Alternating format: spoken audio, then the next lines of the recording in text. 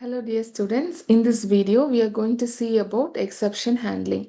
So, already you might have heard about errors. What is an error means? Error is a serious problem which usually occur in the system, which could not be recovered. But exception is actually most probably it will be occurring during the program execution, but we can able to handle it. So those how we can able to handle those errors which is going to occur during the runtime is what we are going to see, that we call it as exception handling. So the exception handling is of two types. One is checked exception, other one is unchecked exception. So checked exception means the exceptions that are checked during the compile time. So it will be forcing the programmer to handle it explicitly during the compile time itself. So those are all called checked exception. So unchecked exception means from the word itself you can understand these are the exception checked at the runtime, but not during the compile time. So we don't want to explicitly handle it during the compile time. So if you want to explicitly handle it during the compile time means it is a checked exception. If you don't want to explicitly handle it during the compile time means it is a unchecked exception. So as we saw, exceptions means it is an error which may occur during the runtime. So and also we learned that we can able to handle it, right. So how we can able to handle it or manage is by this five keywords. So what is the use of this try keyword means, this try, inside this try we have to write the code in which we expect that exception may occur. So those codes we can have to write inside the try. So usually the exception will be occurring inside this try block. So whenever there is an exception inside the try, it will create an object. Okay, what object means? Exception object. So this exception object will be thrown, if there is an exception, immediately it will thrown to the cache block. So inside the cache, we have to give the type of exception which is expected to come in the cache. So here we have some exception class name followed by the reference of that class.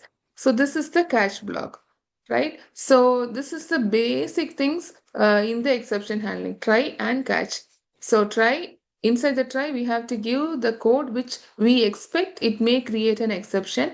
Inside the cache, the object, the error, no exception object will be created inside the try whenever there is an exception. That will be cached here inside the cache block. So here we have to say what kind of exception is expected from here, followed by the class reference. Usually we name it as any name you can give. And inside that you have to write the code to handle it. So how we are going to rectify those codes, we can write it. So then the next one is finally. So what is the use of finally block means? So inside the finally will be executed if there is an exception. If there is no exception, finally will be executed. But it is not compulsory that you should have a finally block in your code. It is an optional one. And one more thing you have to note here is between try and catch. Here, no, this is between try and catch block. You should not write anything between it. Immediately after the try, you have to put the catch. So for a particular try, you can have any number of catches. It is not compulsory that you have only one catch. You can have any number of catch. So this are about try, catch, and finally. Also, you notice here nearby try we have immediately a curly brace, no parenthesis. But nearby the catch, you have parenthesis and you have to say what I want to catch. So you have to give a class name here. But also here you can see nearby the finally, after finally, you have only curly braces, no parenthesis. This thing you have to note. And these are and the other two keywords. What are the other two keywords he have? One is throw. What is throw means whenever we want to manually create an exception, at that time we have to use the keyword throw. So whenever we want to manually create an exception, throw will be used.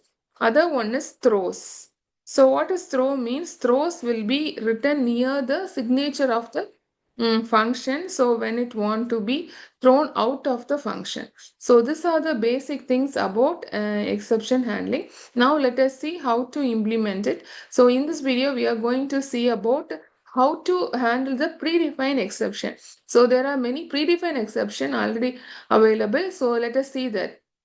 One more thing, this error and exception are some of the classes already available. So this two are inheriting another one parent class, that is throwable. Throwable is the parent class of both error and exception. So now let us see an example for it. Let us see in Eclipse. Okay, so now here, so I have created a class called exception example, and here I have a main function. So I'm going to teach you, there are many predefined exception. So let me help you to understand some three predefined exceptions. So I have like I'm going to create two variables, a equal to 10 and also b equal to 0. Okay, so these are the two variables I have. And now I'm going to say integer, I'm going to say integer c equal to a divided by b. And then let me say system dot out of println, and let us say the result is, and I'm going to print the result of this. Okay, so let us see what does it print. So plus, and the result is now available in C. So now let us run this program. So if I run it, so you can see an exception coming. And what does it say? It says arithmetic exception. So what does this arithmetic exception means? We know that in arithmetic we cannot divide a number by 0.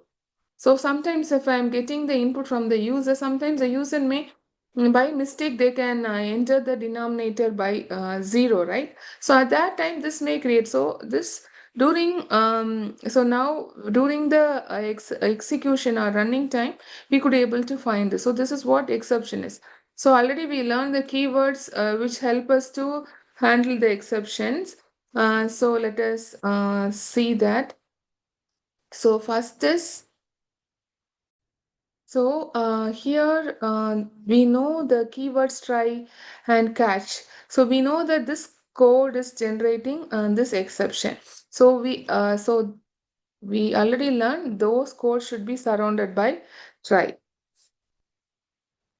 And we know immediately after the try, it is showing an error. See, because it is expecting catch followed by the try.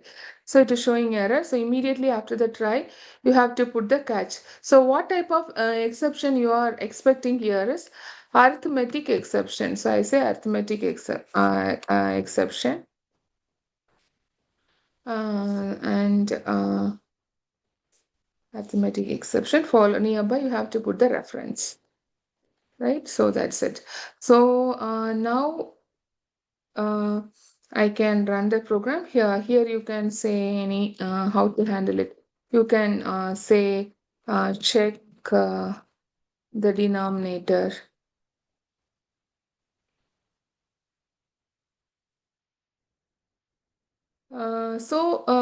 The user will be understanding what is the problem for this runtime error. So we can able to handle it. So it will not stop the program abrupt in between when it is running. So we can able to handle it. So since we can able to handle it, if I write some code after that, for example, let me write some code after that. So when I handle it, this lines can be executed after that since I'm going to handle it. So if I run this program, same program only I'm going to run. Now it's properly show, check the denominator. So user can understand what is the reason for this runtime error which occur during the exception. During the execution. And then after the catch, whatever code, the remaining codes are present in that function can be executed. It will not stop the program abrupt. I hope you can understand now the importance of handling. At the same time, for example, if I am removing this try, okay, so in this case I'm not handling the exception. in this case, what happened? It will be showing an error and the rest of the lines will not be executed. So here we have a runtime exception, and after that remaining codes are not at all executed. But at the same time, when I handle it, this rest of the lines which is present after exception will be executed. So here you can see the line 1, line 21. So those things also executed and the mistake is clearly explained. If I, and also there is an option, as I told, whenever there is an exception occurring, immediately one object will be created, exception object. That is only thrown here. So in this case, it is arithmetic exception, though that object will be matching to the catch, and this object will be having all the details about the exception, so that you can print that as well. So if I say get stack tree, it will give you the complete detail about the particular exception. So if I run it, you can see, check the denominator is what I gave, and this will give more details. And for example, let me, instead of giving this get stack trace, I'll just print E. And you can see what does it print. So E is the reference of the class and it have the information about the what exception. So it says check the denominator as what we gave. After that it shows java.lang arithmetic exception, which is a divide by zero error. So it gives E contain all the information why it is creating an error. So now we have handled only one exception inside the try. At the same time, let me do one more thing. You consider, even I can create an array inside also, but let me create an integer array outside. Um, and let me say the array size as integer size as 2. Okay. And now inside the try, I'm trying to access uh, the array value at index, and I'm going to just access the integer array size is only 2, which means 0 and 1. Let us but try to access the array index 5, but it is not actually there. So this may also create a problem. For example, now let us stop uh, this arithmetic exception. Let me give the denominator as 10. Let us try to get this exception.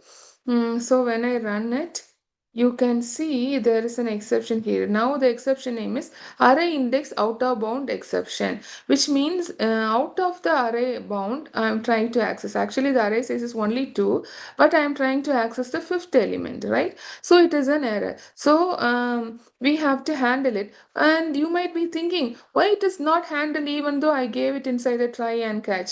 Why? Because inside the try, previously we expected an arithmetic exception and we have wrote only for arithmetic exception. So here there is an exception and an object is created and it is throwing it to the catch. But inside the catch could able to handle only arithmetic exception. So we are going to write another catch which could able to also, because here we are going to use that as well, right? Arrays also. So sometimes we may also expect an error related to array. So we can also have that as well inside. So inside I can write some suggestion to the user. Check the array index. The user can understand, or whatever code you want to write here to rectify that, you can also write here. Even you can also print the E so that you will understand what is the problem there. So now if I run it, I'm handling that exception as well. So it will be smoothly handled. It is saying what we gave here, check the array index. So that is printed here, and also nearby we are printing the E which contain the complete information about the exception. So that is why it is showing index 5 out of bound of length 2. So actually the array size is 2, but it is we are trying to access this. So that's why index 5. So then since we handle the rest of the line present in the function is also got executed. So for a try you can have multiple catches.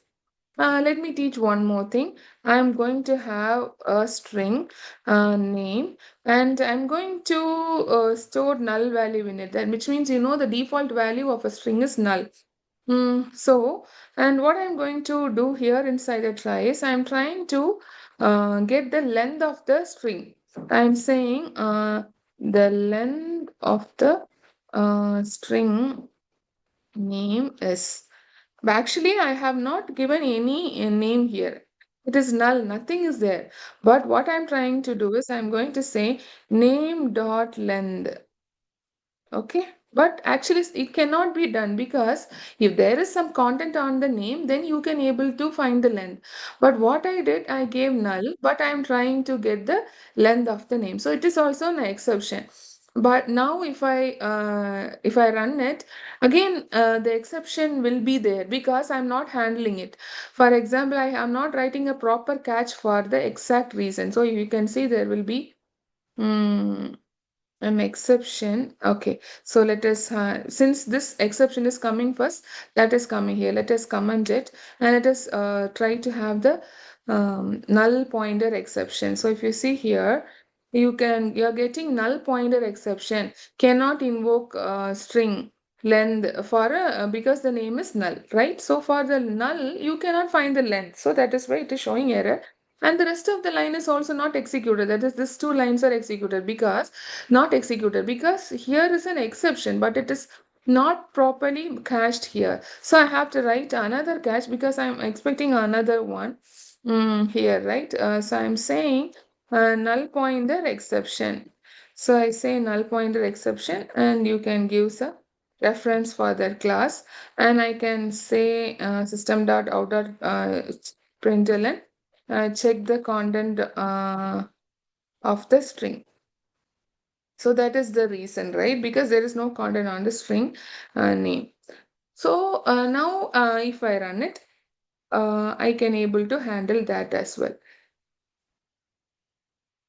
See, check the content of the string name, and the rest of the line is also executed because now I'm handling all the three types of exceptions. But which exceptions, whenever it is seeing any exception, immediately it will go to the any the most suitable catch present here.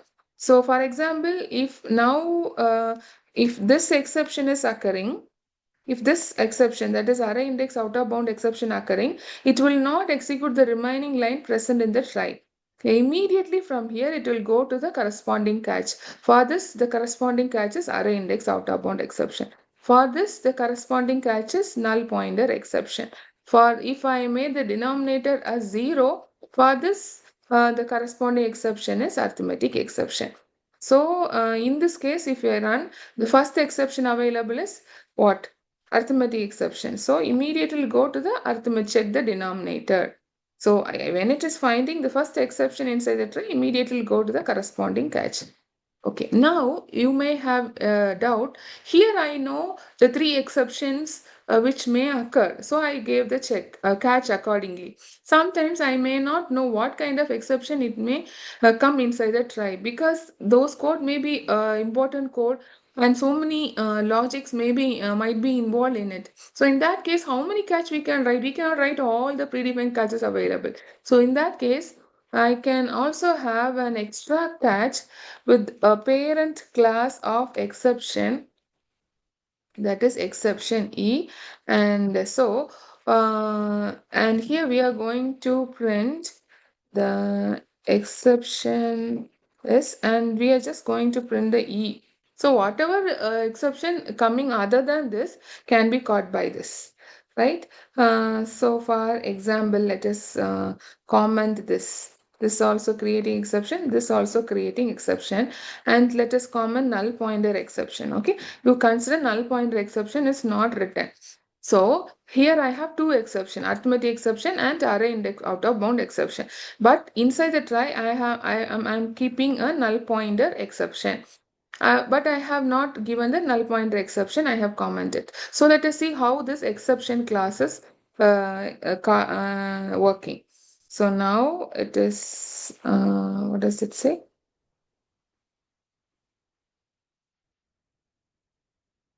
See, 1 second.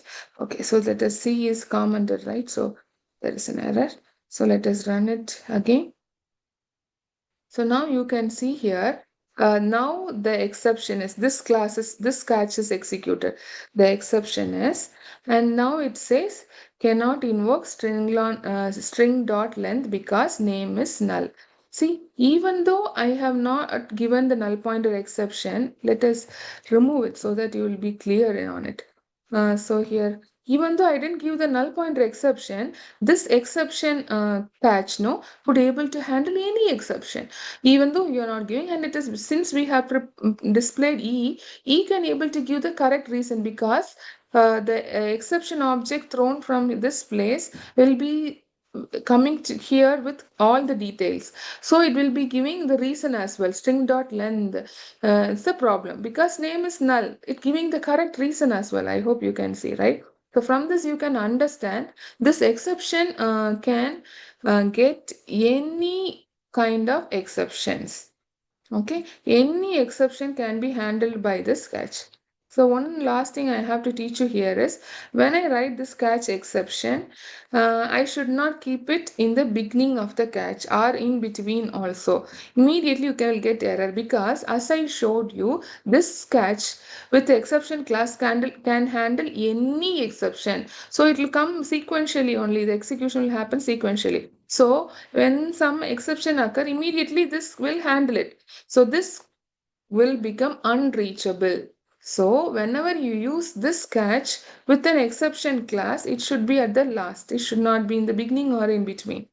So if this catches couldn't able to catch the exception which is occurring inside the try, now this catch exception, the catch with the exception class can handle, and the rest of the code will be also executed and the program will not stop after. So now you can understand the benefit of writing try and catch. That is how we can able to handle it. The last thing is finally, so finally is an optional one. So this will be if there is an exception, and if not exception, this finally block will be executed. I'm from finally. So now let us avoid all the exception and let us try to see what is happening when there is no exception. Let me comment this, okay? So now let us run it. So now in this case, there is no actually exception is there. So in this case also, I am from finally is executed. See the array value, so the default value of integer is 0. So when I try to access AR of 1, which is the correct index, it is displaying 0 because the default value of integer is 0. And when I divide 10 by 10, it is 1. So I'm getting the result is 1. And this finally block is executed since no exception, no catch is executed, and this is executed even though there is no exception, finally executed, and then the rest of the code is executed. Now let us enable this arithmetic exception. So let me try to divide 10 by 0. So in this case, there is an arithmetic exception. So now also you can see the finally block will be executed. Those catch arithmetic exception catches executed, check the denominator is also displayed here. And I am from finally is also executed. So from this you can understand finally block will be executed if there is exception or if there is no exception, whatever may be the case, this finally block will be executed. Hope you have understood the how to use predefined exception and how to handle it as well. Thank you, Ma. God bless you.